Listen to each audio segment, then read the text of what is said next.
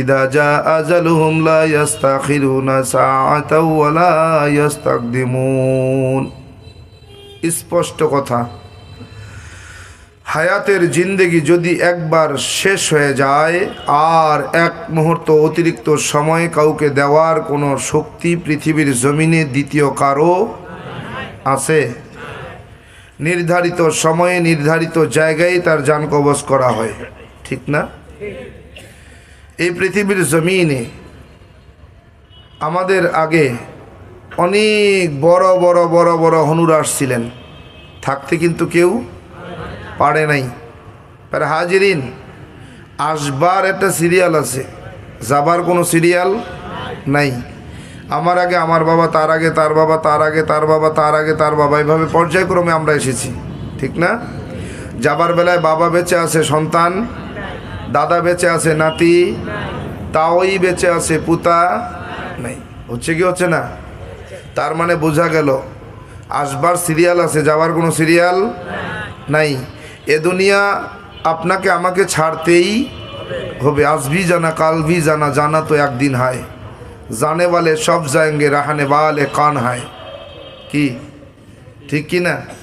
যাওয়া কিন্তু লাগবেই, থাকার জায়গা এই দুনিয়া না। এ দুনিয়া কাউকে ছাড়ে না, কাউকে না, কাউকে না বন্ধু। এ দুনিয়া আমার দাদাকে ছাড়ে নাই, দাদিকে ছাড়ে নাই।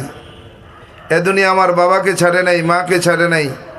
এ দুনিয়া আমার ভাই বোন আত্মীয় স্বজনকে ছাড়ে নাই। এ দুনিয়া তোমাকে আমাকেও ছাড়বে না, চলে যেতেই হবে। এ জমিনে আপনার আমার চাইতে বড় বড় হনুরা আসছিলেন, কেউ কিন্তু থাকতে। এ জমিনের মধ্যে নমরুদ আসছে, নিজেকে খোদা দাবি করছে, থাকতে। এ জমিনে ফিরাউন আসছে, নিজেকে খোদা দাবি করছে, থাকতে। এ জমিনে কারুন আসছে, হামান আসছে, গাদ্দাফি আসছে, সাদ্দাম আসছে, বেঈমান সাদ্দাতও আসছে, থাকতে কিন্তু কেউ। আপনি আমিও থাকতে পারবো না, থাকার জায়গায় এটা না, যাওয়াই লাগবে। কেন? বলে কুল্লু নাফসিং যায়িকাতুল মাউত সুম্মা ইলাইনা তুরজাউন।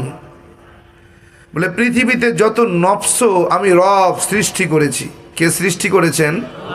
যত নফস রব সৃষ্টি করেছেন, সমস্ত নফসকে উদ্দেশ্য করে রব বলেন প্রত্যেক নফসকে মৃত্যুর স্বাদ গ্রহণ করা লাগবে। কি ঠিক কিনা? এ দুনিয়ায় কেউ পালায়া বাঁচতে পারছে? কিয়ামত পর্যন্ত কেউ পারবে? পালায়া বাঁচার কোনো সুযোগ? মরণ থেকে যতই পালাও মরণ তোমায় লইবে ঘিরি, যদিও সুদূর আকাশ পানে পালাও সেথা লাগিয়ে সিঁড়ি। নদী পথে নৌকা চালাও ও মাঝি ভাই, বেলা ডুবার আগে আমি ওপার যেতে চাই। ডুবে গেলে বেলারে আর সে তো ওঠে না, ভেঙে গেলে মেলারে আর সে তো জমে না। কথা বলেন ঠিক কিনা? মৃত্যু হবেই, সন্দেহ নাই। সুম্মা ইলাইনা তুরজাউন, অতঃপর আমি রবের দরবারে হাজিরা দিতেই হবে। পালায়া বাঁচতে আজ পর্যন্ত কেউ পারে নাই, তুমি আমিও পারবো না। বেঈমান সাদ্দাত আল্লাহরে ডাক দিয়ে কয়, আল্লাহ এত বড় বাদশাহ বানাইছো, গোটা দুনিয়ার বাদশাহ আমারে বানাইছো, গোটা দুনিয়ার সমস্ত ধনীদের চাইতে সর্বশ্রেষ্ঠ ধনী আমারে বানাইছো। আয় আল্লাহ, এত বড় পাওয়ার তুমি আমারে দিছো। আল্লাহ এই পাওয়ারের বলে আমি সাদ্দাত তোমার জান্নাতে যাব না। আমি আমার তৈরি করা জান্নাত, আমি জান্নাত তৈরি কইরা আমার তৈরি করা জান্নাতে আমি যাব, তোমার জান্নাত আমার লাগবে না। যাইতে পারছি নি? পারছে? দুনিয়ার বাহাদুরি, ক্ষমতার গরম আর টাকার গরমে এই দুনিয়া টিকে থাকা যায় না। কথা বলেন, টাকার গরম আর ক্ষমতার বাহাদুরি আজ আছে কাল নাই, কি ঠিক কিনা? এই টাকার গরম আর ক্ষমতার বাহাদুরি কয়দিন? তোমার চাইতে বড় বড়রা আসছে, থাকতে পারে নাই। বলেন নমরুদ আসছে, নিজেকে খোদা দাবি করছে। এই নমরুদ পতনের জন্য রবের পক্ষ থেকে কোন বাহিনী আসছে? কোন বাহিনী? রবের কোনো বাহিনী লাগছে? কোনো ফিরিস্তা লাগে নাই। বলেন নবী ইব্রাহিমের কোনো বাহিনীর প্রয়োজন হয়েছে? বলে একটা ল্যাংরা মশা, ল্যাংরা ঠ্যাং নাই, কি নাই, এক ঠ্যাং নাই মশা, এই মশার দাপটেই মোটামুটি জুতা ফিডা নিয়া দুনিয়ার থেকে কলঙ্কের ইতিহাস পতন হয়েছে নমরুদের, ঠিক না? জামিনে ফিরাউন আসছে, নিজেরে খোদা দাবি করছে। বলেন এই ফিরাউনের পতনের জন্য রবের পক্ষ থেকে কোনো বাহিনী লাগছে? লাগছে? কথা কয় না। পয়গম্বর মুসা আলাইহিস সালামের কোনো বাহিনীর প্রয়োজন হয়েছে? বলেন না। বলে সেই নীল নদ নিয়ে অহংকার করছে, সকালবেলা কইছে নীল নদ ভরে যা, রাত্রে কয় শুকায় যা। কি নীল নদ যার কথা শুনছে, যে নীল নদে ফিরাউনের হাঁটু পরিমাণ পানি মোটে। কত? হাঁটু পরিমাণ পানি। বলে হাঁটু পরিমাণ পানিতে ইন্দুর সুবানো সুবাইয়া কলঙ্কের ইতিহাসের মাধ্যমে ফিরাউনের পতন হয়েছে। কথা কন, কথা কন, কথা কন। জমিনে আবু জাহেল্লা কি বিশাল বড় নেতা, বিশাল বড় লিডার, বিশাল বড় সৈনিক। এই আবু জাহেল্লার পতনের জন্য রবের পক্ষ থেকে কোনো বাহিনী লাগছে? নবীজির কোনো বীর সেনা লাগছে? খালিদ বিন ওয়ালিদের মতো কোনো বাহিনী লাগছে? কোনো সৈন্য লাগছে? কোনো সেনাপতির প্রয়োজন হয়েছে? বলেন না। ছোট্ট দুইটা নাবালক শিশু, মাজ আর মুআজ, কি ঘোড়ার ভিড় থেকে ঠ্যাং ধরে টাইনা নামাইয়া কতল। কথা কর। এই জমিনে 16 বছরের রাজত্ব। কত বছর? 16 বছরের রাজত্ব। এই রাজত্ব পতনের জন্য, এই ক্ষমতা পতনের জন্য বলেন রবের পক্ষ থেকে কোনো বাহিনী লাগছে? লাগছে? বিএনপির প্রয়োজন হয়েছে? জামাতি ইসলামের, জাতীয় পার্টির, ইসলামী আন্দোলন বাংলাদেশের? বলে না, কোনো বাহিনী লাগে নাই মোটেই। কলিজার টুকরা কোমলমতি ছাত্ররা শুধু বৈষম্য বিরোধী আন্দোলন 18 দিন পর্যন্ত একটু হই হুল্লোড় চিল্লাপাল্লা করছে। বলে 16 বছরের ক্ষমতা 18 দিনেই পতন করে বাংলাদেশ থেকে পালিয়ে যেতে বাধ্য হয়েছে। কথা বলেন ঠিক কি? এই খেলখেতের টাকাওয়ালা ক্ষমতাওয়ালা ভাই, কিসের এত টাকার গরম আর ক্ষমতার বড়াই? বলো কয়দিন এই ক্ষমতার গরম আর টাকার গরম? আজ আছে কাল নাই। খোঁজ রাখো, খেয়াল রাখো, স্মরণ করো। কারণ কুল্লু নাফসিন যায়িকাতুল মাউত, মৃত্যু কিন্তু হবে, এটা মৃত্যুর কথা স্মরণে রাখিও। তুমি যত বড় টাকাওয়ালা ক্ষমতাওয়ালা হও না কেন, মরণের কথা স্মরণ করিও। কথা বলেন, মরণের কথা স্মরণ রাখতে হবে। প্যারা হাজিরিন, মৃত্যু তো হবে, মারা তো যাব, তো যাব কোথায়? যাব কোথায়? যাইতেছি, রওনা করেছি, যাইতেছি কোথায়? একটু খেয়াল আছে, খোঁজ আছে? আহা, আজকে দুনিয়াতে 50 বছর, 60 বছর, 70 বছর, 100 বছর হায়াতের জিন্দেগি। এই 100 বছর বাঁচার জন্য আমার টাকা দরকার, পয়সা দরকার, বাড়ি দরকার, গাড়ি দরকার, নারী দরকার। অথচ আখেরাতের জিন্দেগি যার শুরু আছে শেষ নাই, সেই আখেরাতের জন্য আমাদের কোনো চিন্তা ফিকির নেই। কথা কন হাজিরিন। এজন্য রব বলতেছেন, কাইফা তাকফুরুনা বিল্লাহি ওয়া কুনতুম আমওয়াতান ফাহইয়াকুম সুম্মা ইউমীতুকুম সুম্মা ইউহয়িকুম সুম্মা ইলাইহি তুরজাউন।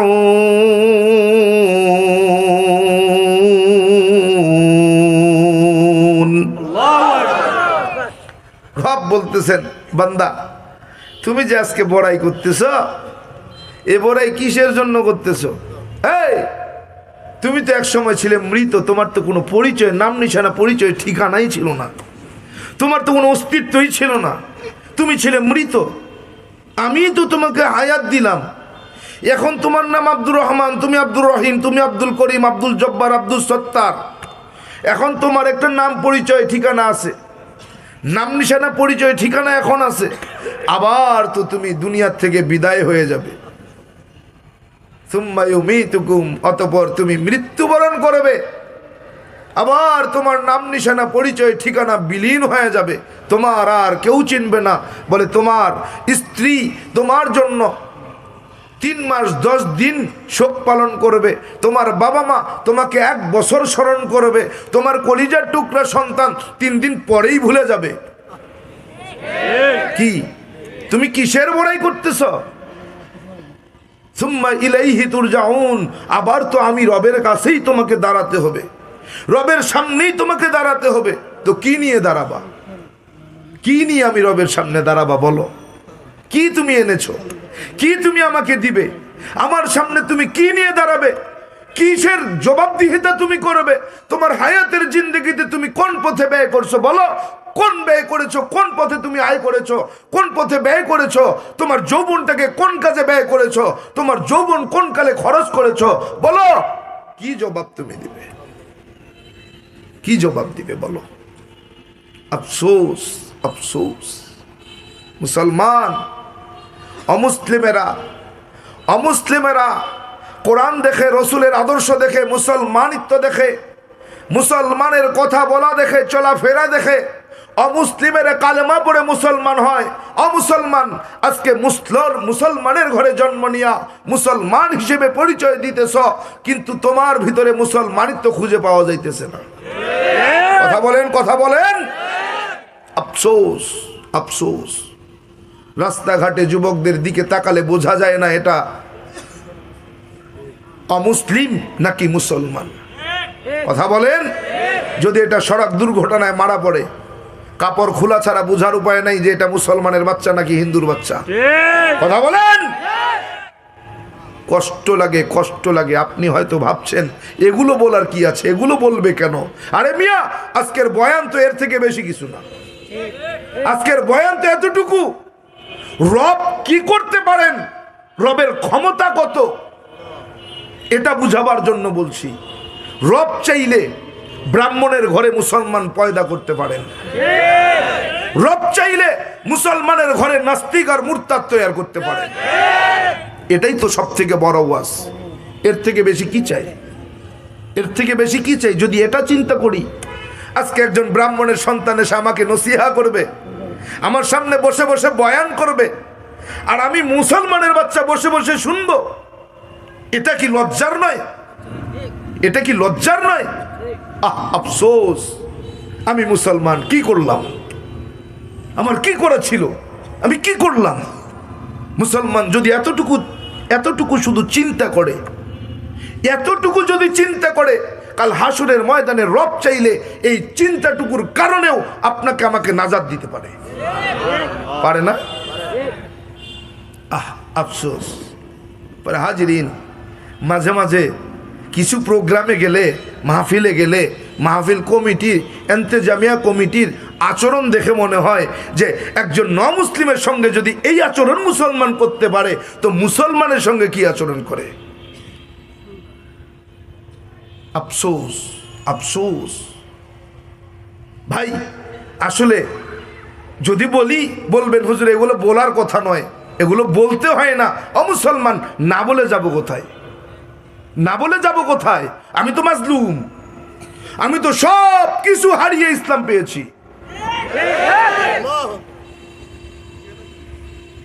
আজকে আমার পাশে কি অমুসলিমেরা দাঁড়াবে? আমার পাশে তো দাঁড়ানোর কথা মুসলমানদের।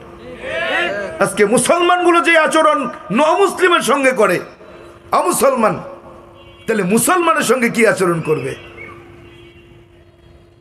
আফসোস। এরপরেও সর্বোপরি দোয়া করি আল্লাহ হেদায়েত দান করেন।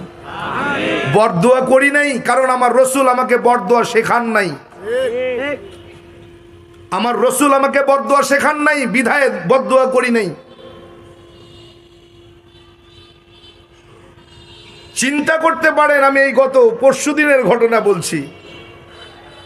স্টেজে গিয়েছি, আমার আলোচনার বিষয়বস্তু হুজুর কেমনে মুসলমান হলেন। ওকে, আলোচনার মাঝে গিয়ে কয়, হুজুর মাদ্রাসার মাহফিলটা তো যুবকদের, কিন্তু যেহেতু মাদ্রাসার লোকব লাগানো হয়েছে, তো মাদ্রাসার ছাত্রদের জন্য কয়েকটা কোরআন শরীফ একটু উঠাই দিলে, কোরআন শরীফের হাদিয়া নিয়ে দিলে ভালো হতো। বাহ, 100 কোরআন শরীফের হাদিয়া নিয়ে দিয়েছি। 100 কোরআন শরীফ, এক একটা কোরআন শরীফের হাদিয়া হিসেবে 300 করে ধরেছি। সমস্ত কালেকশন হয়েছে।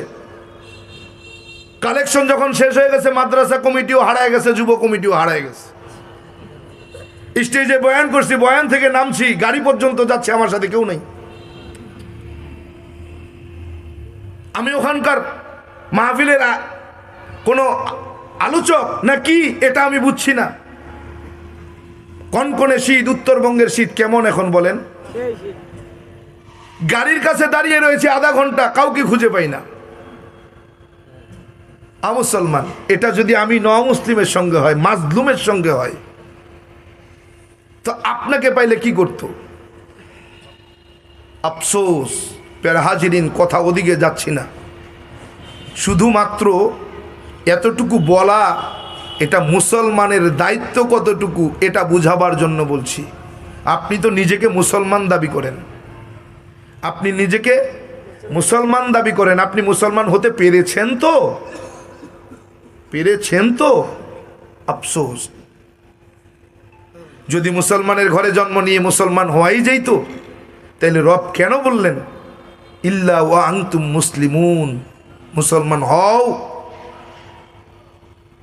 কেন মুসলমান হতে বললেন? আমি তো মুসলমান, আমার পরিচয় আমি একজন মুসলিম, আমার বাবা মুসলমান, আমার মা মুসলমান, আমার 14 গোষ্ঠী মুসলমান, তো রব আমাকে কেন আবার মুসলমান হতে বললেন? তার মানে বোঝা গেল মুসলমানের ঘরে জন্ম নিলে কিন্তু মুসলমান হওয়া যায় না, মুসলমান হতে হয়, হতে হয়।